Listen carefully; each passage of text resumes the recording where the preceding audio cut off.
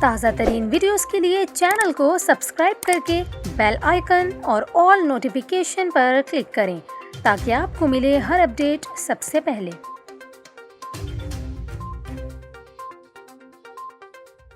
اور ابھی آپ کو بتائیں، ملک کے بالائی علاقوں میں بارش اور پہاڑوں پر برف باری کا سلسلہ رات گئے سے وقفے سے جاری ہے، جس سے سردی کا آغاز ہو گیا۔ مانسہرہ، بٹگرام اور ملک کے سیاحتی مقامات وادی ناران کے پہاڑوں سمیت جھیل لولو سر، جھیل سیف الملوک اور بابو سر ٹاپ پر برف باری کا سلسلہ وقفے سے آج دوسرے روز بھی جاری ہے، جس سے سردی کی شدت میں اضافہ ہو گیا۔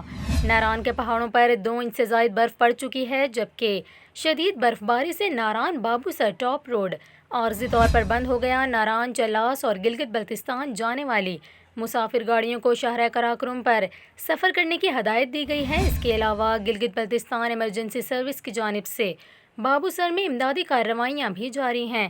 ریسکیو حکام کا یہ کہنا ہے کہ بابو سر میں 150 افراد کو ریسکیو کیا جا چکا ہے۔ دوسری جانب آزاد کشمیر کی وادی نیلم میں 2 روز کی بارش کے ساتھ بلند پہاڑی علاقوں میں برف باری کا سلسلہ شروع ہو گیا۔